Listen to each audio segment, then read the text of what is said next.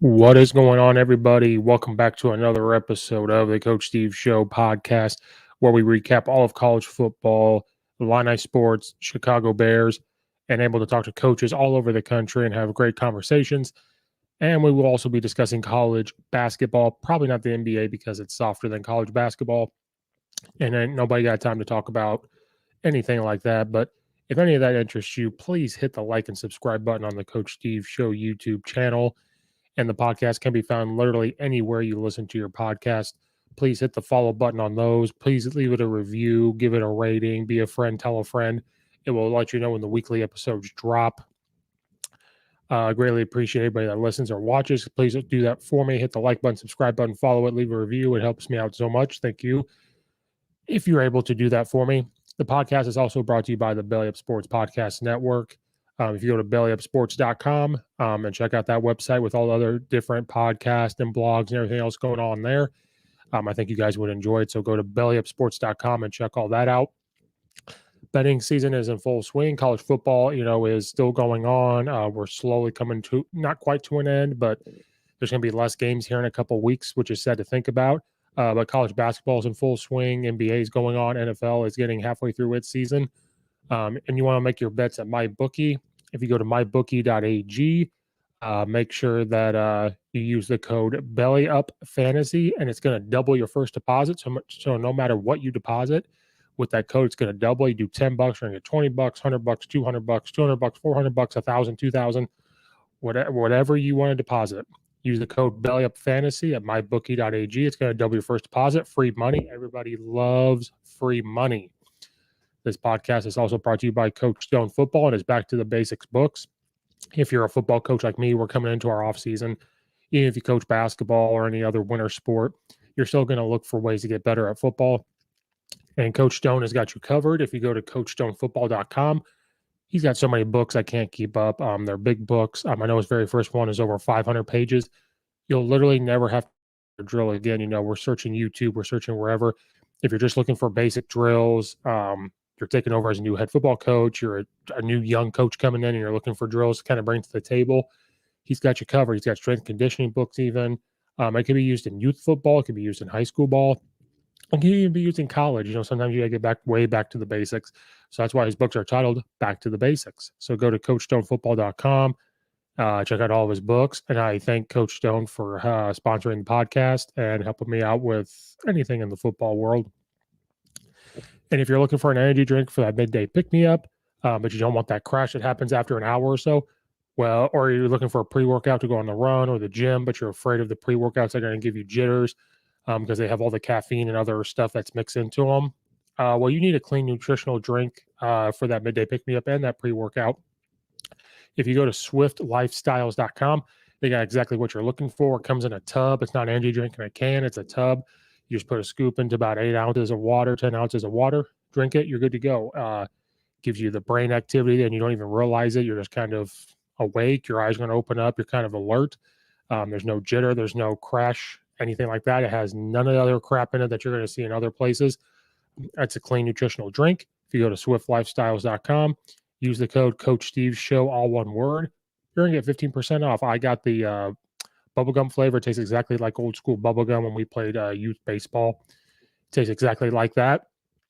It's delicious. And you get 30 servings. So you're not just buying a can, drinking it, and it's gone. And you got to go spend another $2 or $3 to get another energy drink or anything like that. No, swiftlifestyles.com, Coach Steve Show, all one word, and you get 15% off. It lets them know I sent you.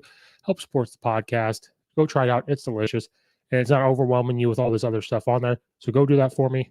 Be greatly appreciated. So they came out with their college football rankings, the second one, and there's been great debate on it again. Some of it I'm going to repeat myself. Some of it other people have already said. And there's something on here that I just don't agree with, and this is why we need to go to a different college football playoff outlook. So they came out with their second college football playoff rankings of the 2021 season. Georgia did not move. They are still their number one, and nobody has an argument there. Number two, they kept Alabama. Now, some people did have a problem with this because of how they played against LSU. Now, this one, I understand your argument, but also just go away. Alabama, to me, is still the second best team in the nation, and I don't see any other team 10 out of 10 times going to beat them. Maybe if you put them against one of these teams, maybe 9 times out of 10 they get Alabama, but that's with anybody. Just how it is because you play the game on the field. So a lot of you guys that are just trying to find a way to get Alabama out of here, I got nothing for you. They are the second. It's Georgia, then everyone else now, I think, after Alabama, the way they played LSU. And it's sad to say that, but as of right now, that's what it is.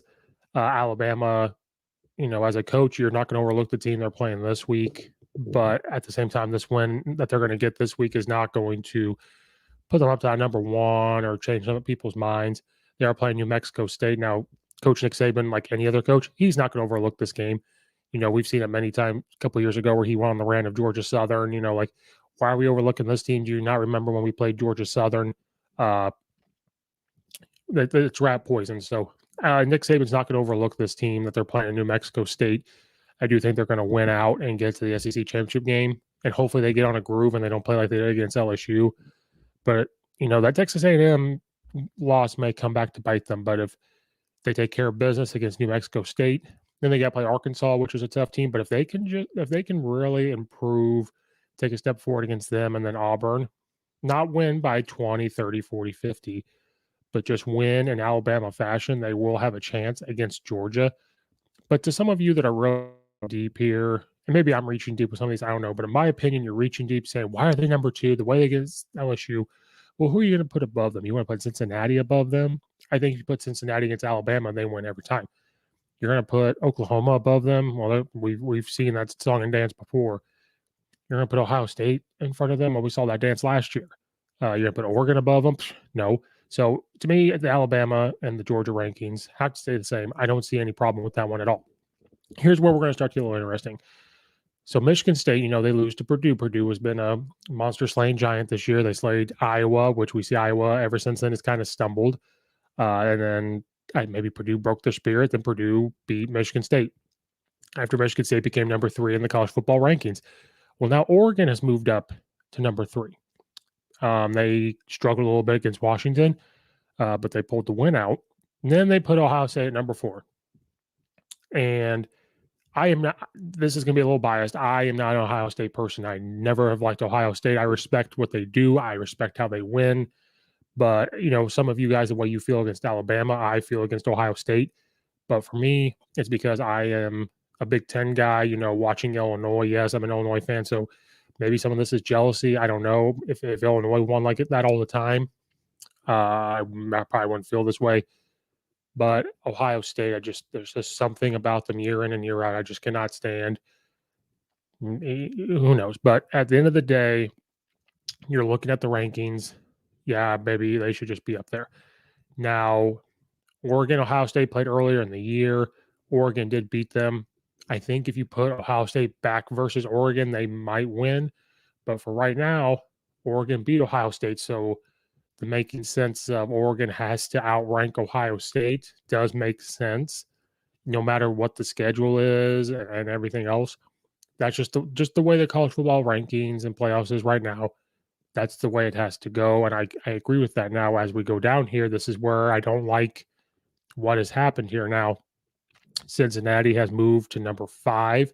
People are still making the argument that Cincinnati needs to be in the top 4 in the college football rankings. If you listen to my last podcast episode, I'm going to repeat myself. They do not deserve to be in the top 4 unless a lot of dominoes fall. Michigan is right behind them at number 6, and we'll discuss this here in a second. But even to me, Michigan can beat Cincinnati. Cincinnati's not a bad team, but I just think the only real team they've beaten is Notre Dame. Notre Dame is sitting at number 9. Notre Dame is not of the what they were last year. If this Cincinnati team beat last year's Notre Dame team, yes, then make all the arguments. But Notre Dame doesn't have a tough schedule as of right now either. They're not doing everything, like all that stuff. Again, Cincinnati does not deserve to be in the top 4. And the only way they deserve to get in the top 4, I've said, is if they just dominate the rest of their schedule. You almost lost to Tulsa. Tulsa is 2 or 3 bad offensive play calls away. I mean, give credit to Cincinnati's defense, but they're 2 or 3 offensive play calls away from it being 28-26 in that game, and then Tulsa tying it up to get to overtime. So they're 2 or 3 bad offensive play calls away and a good offensive play call getting into overtime and then maybe screwing it up away from losing that game. But you allow a Tulsa team, which is not playing very great right now, not a good team right now, to almost beat you and compete with you, and you don't take care of business. So be lucky you're at number 5 and not sitting down there at number 8, because to me, they have Oklahoma at 8 because of their schedule, but I think their schedule is tougher than Cincinnati. But Oklahoma sitting at number 8, they're 9-0. You can make the case that Oklahoma should be above Cincinnati because of their schedule. But Oklahoma, the way they have been playing is what they're looking at. So Cincinnati, you have lucked out at number 5, because if you're going by the way you are playing, ever since the Notre Dame game, you have not played up to your potential. Now, if you were 9-0 in the Big 12, yeah, you probably make the case putting you at number 4 or sitting here at number 5. And then the moment one of these teams slips up, you sneak in. But as of right now, I don't think you need to be in the top 4. Is it going to happen? Maybe, because if Georgia beats Alabama, which stinks because Alabama has lost to Texas A&M, which is number 11, and they would have lost to Georgia, who's number 1. Alabama, even sitting at 2 losses, makes an argument to get into the top 4. But let's say Alabama loses to Georgia in the SEC championship game, Oregon doesn't lose again, and Ohio State doesn't lose again. You're looking at Georgia, Oregon, Ohio State, and then that number 4 spot. Who's it going to be? If Ohio State wins out, who's it going to be? Do they slide Cincinnati up there? If Oklahoma goes undefeated, do they sneak in up there? If Michigan beats Ohio State, and then whoever wins the Big Ten, it's just a lot of craziness right now because you got this top 4 and looking around and what's happening in college football.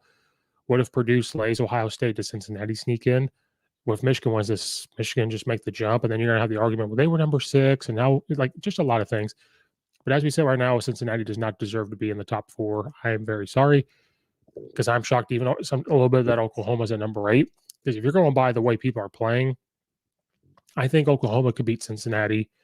I think it'd be a great game, though. It'd be a great game, high-scoring game, because I don't think their defenses would stop each other. But you got to look at it that way. If you're going by the way, this is why I don't understand sometimes the way the committee looks. Is it their schedule? Is it how they're playing? Is it, you're going to go by their last 2 games or anything like that? Don't understand it. But now here's where I have a big problem, and this is why we need to expand the freaking playoff. If this year and last year doesn't show that we need to, maybe all these football teams say, we're not going to join the college football playoff. We're going to do our own thing and schedule. I don't know, at the end of the year, just something. They have Michigan at number 6, which I don't really have a problem with. I do think Michigan is a lot better than they have been. Ever since Jim Harbaugh kind of took a step back and let his guys do their thing, they have been a lot better. But Michigan State's in at number 7. So we're going by this narrative that Oregon, we're going by this thing, and everybody's saying it. Ohio State, if they play Oregon again, Ohio State wins. So that's what people are saying, and I can't really argue it right now the way they're playing. Not saying Ohio State beating world beaters. I'm not saying Oregon beating world beaters either, but that's what they're saying, and we're going to go by that narrative. But Oregon is ranked above because they beat Ohio State when they played head-to-head. So right now you got Michigan at number 6 and Michigan State is number 7. Now, normally I don't have a problem with this because of Michigan State losing to Purdue and Michigan going on and winning. But the problem is Michigan State and Michigan played head-to-head, and Michigan State won. So you as a committee right now are telling us that Oregon is above Ohio State, even though Ohio State is playing better actually up until last week. But ever since that game, you can make the argument Ohio State has played better. Oregon is getting the wins, but Ohio State has played better. But Oregon is ranked above them because of the fact that they beat Ohio State. Well, now you're telling us that that's just a bunch of crap because Michigan State played Michigan State, beat Michigan. Oh, but since Michigan State lost to Purdue, that overrides that win, and Michigan is now above this. So this is why I don't understand what the committee looks at all. Are you looking at the way they're playing? Are you looking at their schedule? Because if you're just looking at schedule, you put Ohio State above them. If you're looking at the way they're playing, you put Ohio State above Oregon. Yeah, Michigan played better than Michigan State last week, but this is where I don't understand. This is why we need to expand the playoff or look at who's in the freaking committee and be like, okay, you're dumb. You don't know what's going on. Put some old coaches in there. Let's go hire some older coaches that are retired, that are in the booth doing things, that are traveling around watching this. They're actually watching film. They actually understand watching film. Put them on the playoff committee. I don't understand it. It's really frustrating to watch that and see that because nobody would have said anything if You put Michigan State at 6 and Michigan at 7. We would have sat here and because I think they kind of want Michigan in the playoff. I think they kind of want to put them in there to change it up. Not saying it's going to do great for them because you put Michigan against Georgia, it may not go well, but nobody would have batted an eyelash if you put Michigan State at 7 and Michigan State at 6 and Michigan at 6. Not one person would have batted an eyelash whatsoever. We would have sat here and said, "Oh, the reason why that is because Michigan State beat Michigan." So right now you're trying to tell us that, "Oh, this is why we're doing this," but then you do the opposite. So you're telling us that we're idiots. You're telling us we have the short-term memory. Kind of like in politics. Politics thinks we have the short-term memory. We don't know what's going on. We don't understand. Don't remember stuff that's happened. Hopefully, it gets brushed under the rug or gets deleted, and you do whatever. So college football, are you going that way? So this makes absolutely no sense. This is why you need to do the top 12 for a playoff, or you need to expand back to the freaking regular season and do the top 25. Make it mean something. The first seed gets a bye, or you have a play-in game. Something. Because if you did that, yeah, we probably would have looked at this and said, well, why is Michigan ranked higher than this? Blah, blah, blah, blah. But that's why this makes no sense to me. And I don't understand. Because if we're going to compare it to the top 25, and that's another thing, that's a whole other issue, is when you have and I've said this before, I'm going to say it again, when you have your college football rankings, then you have your top 25 rankings, and that they're different. Like, I don't understand why they're different. Why are they different? Because in the top 25, they have Cincinnati at number 2, but then you have them at number 5 in their college football rankings. So if we look at the Associated Press top 25, they have Georgia at number 1, Cincinnati number 2, Alabama at 3, Oklahoma at 4, then Oregon at 5, Ohio State at 6, 7, and then this is where it makes a little sense. Now, Notre Dame won, but this is where it makes sense. So you got Michigan State at 8, and then Michigan at 9. And the reason why we would sit here and look at this and say, oh, it's because Michigan State beat Michigan. Okay, makes total sense, does not bother me. And then they're above Oklahoma State and then Texas A&M, and it is what it is. Wake Forest is still around because they're 8-1, and they score a lot of points, and I think that's what they look at. So we've got to change this up. We've got to do where it's top 12.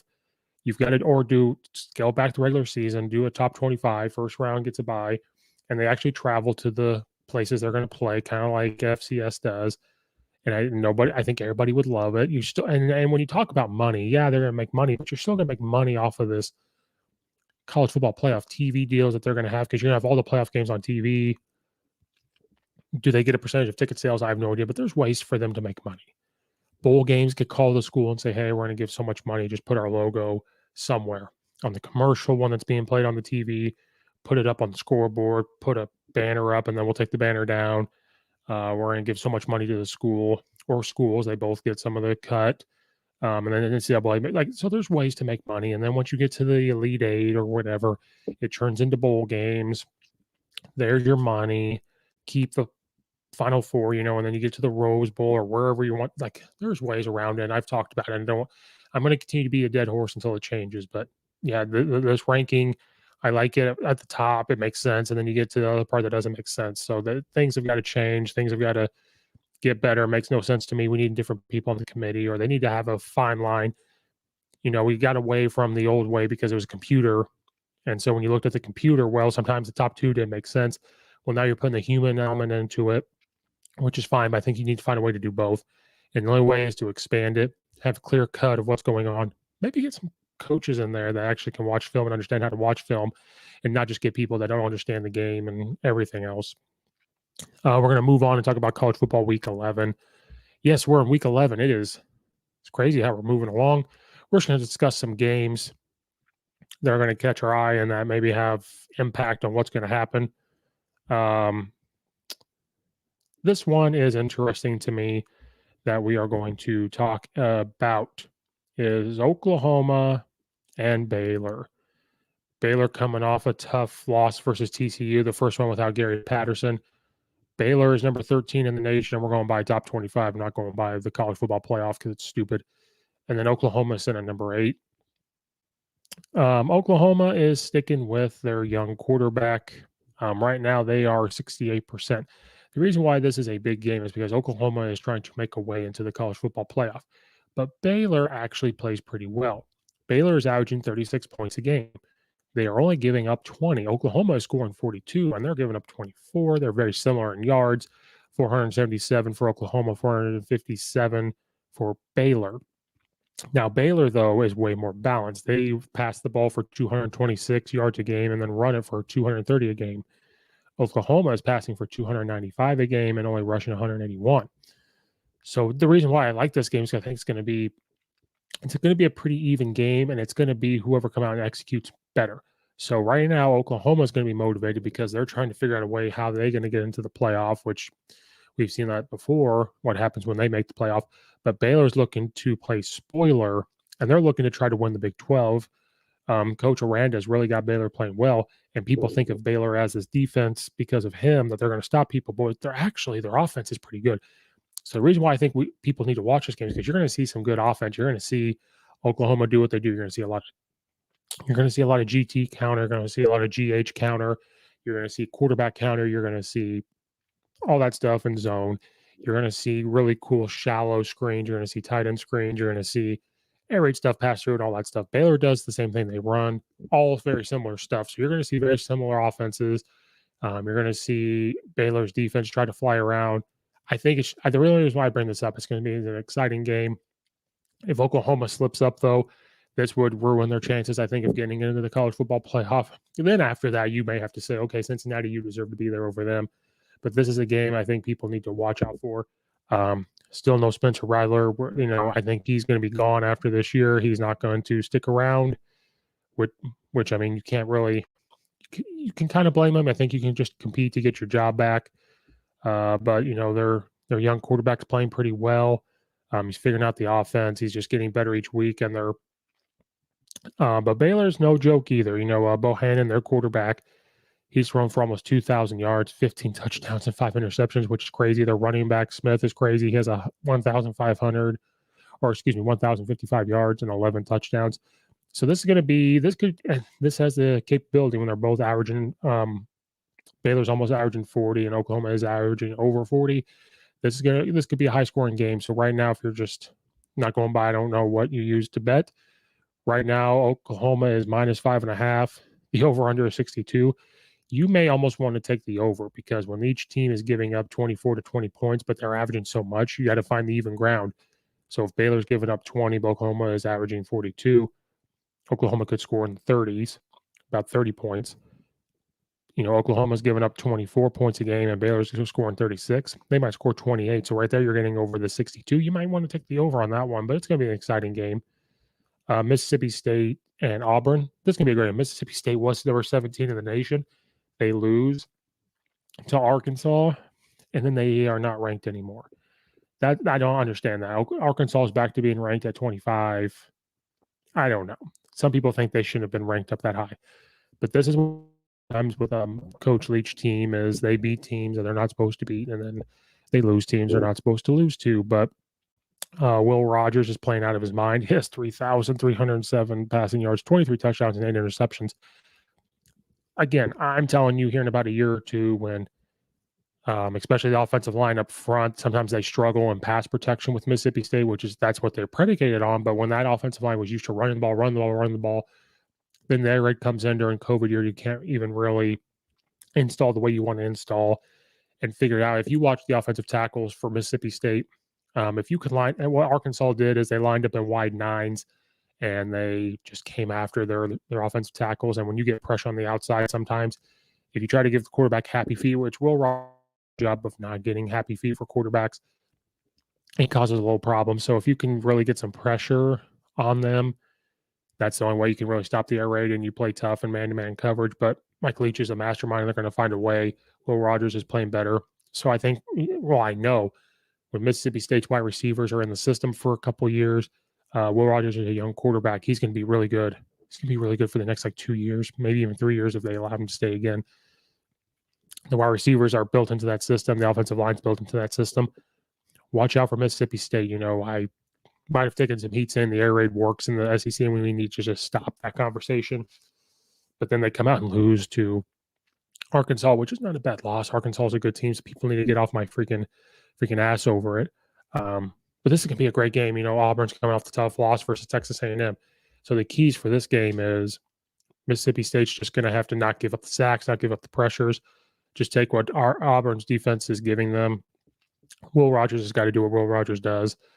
Then I think once in a while they're going to have to sneak in a run. Mike Leach is not going to call the run, but Will Rogers has really got to read it, and then just they got to sneak in some runs. But I also think some screens are going to come into play. If Auburn's going to drop everybody and they think that's how they're going to beat them, like Arkansas, key screens are going to come into play. Running back screens are going to really come into play. So those are the type of things that on offense they've got to do. On defense, they've really just got to their front seven or their front line and their linebackers are just going to have to get hands on and drive back Auburn's offensive line. If you watch that Texas A&M game with Auburn, the way Texas A&M's defensive line really played well and Auburn's offensive line did not. Texas A&M's defensive line really just got hands on. Really didn't try to rip off or anything. They just bull rushed. They just try to push them back, say, I'm a man, you're not the man. To be the man, you got to beat the man. And they said, we're going to drive you back. And what happens is when you get your defensive line to get hands on the offensive line and you allow the linebackers to be freed up, they can go make plays. So Mississippi State's going to have to come in and say, okay, we're going to have to just maybe not stun as much. We're going to have to slant. We're going to have to get our hands on. We've got to blitz from the weak side and make Bo Nix run. Now, he is a good runner, but if you're able to move him around a little bit and be physical with the wide receivers, and if their wide receivers on Auburn's side on offense do not make plays, do not get off there, that's the way to slow them down. Yeah, they're going to get some plays. Bo Nix is going to run and make plays, but I think if you make Bo Nix run and you take care of everything else, that's your key to win. So on offense for them and defense, that's what they have to do. Auburn, their wide receivers are going to have to step up and make plays, and their offensive line's going to have to step up. They did not play well against Texas A&M, so their offensive line's just going to have to step up and play. But again, Auburn right now is a 66% favorite to win. I don't think it should be that way because you never know with Mississippi State. You know, it must be 50-50. But keys to the game there. I'm going to bring up Georgia and Tennessee. Georgia is an 88.6% favorite. The reason why I think this one's going to be interesting is I think you will see Tennessee move the ball. Not saying they're going to come in and score 30 points at all. Tennessee is averaging 38 points a game, but Georgia's only given up 6. I think you're going to see Tennessee score about 17 to 24 points. Tennessee is like a Mississippi State. Tennessee right now, they are not playing that bad. I know they're sitting at 5-4. Their defense is giving up points. Again, you give them a couple years, they're going to be pretty well. The only thing about Tennessee that worries me is the type of offense. This up-tempo offense doesn't always seem to sustain very, very long. And that's why you see some of these up-tempo offensive guys move around. They do pretty well, and then they move on. Hopefully Tennessee can do that, but that's long-term. Right now, here in the 3 to 4 year span, I think here in next year and the year after, they're going to be pretty good. Tennessee is building something special. And when you watch their offense, it's simple, but they can disguise it with their motions and their formations. And when you do certain RPOs, it gives that quarterback an out to hand the ball off. You're just running simple slants or glance routes and everything else. I'm just bringing this game up because Georgia's going to be locked in. They know this up-tempo offense. The reason why I bring this up is because I'm going to be curious to see a Tennessee or Georgia defense go up against a real up-tempo offense and see what happens with that. And maybe it'll show some type of weaknesses in Georgia's defense so like an Alabama can see it. So that's why I'm thinking this game is going to actually have bigger implications than everybody realizes, because we're going to see Tennessee have that up-tempo offense and see if they can move the ball. And if they can move the ball, Georgia or Alabama's going to watch and everybody else on the schedule and see what they're doing. Does Alabama think, okay, well, if we go to an up-tempo, we're able to do that? All that stuff. So we're going to see what they can do with that. And that's one reason why I bring it up. Tennessee is not going to win. Not saying they're going to win. But I think Tennessee is going to be able to move the ball. I don't think they're going to stop Georgia because Tennessee's defense is not playing the best. But I think we just need to watch what they do on offense. And so other teams might steal it. They're not going to score 40. They're not going to score 30. They might not even get to the 17. I'm just bringing that up because of how they move the ball, the up tempo. Are they going to catch Georgia sleeping one time? Because they are college kids, but we have to watch that. Georgia's Georgia, but let's just pay attention to that game. And then the last one is Texas A&M and Ole Miss. Ole Miss is beat up right now. They have a couple guys that are banged up. Texas A&M is playing a lot better. They're playing a little slower, but their offensive line, defensive lines are playing a lot better. So it's going to be interesting to see how a Texas A&M does handle an up-tempo offense like Ole Miss. So again, it's the same thing. Let's see what they do. Let's see how they handle an Ole Miss up-tempo. Matt Corral's going to have to show up and play. Calzada's going to have to continue to take a step forward.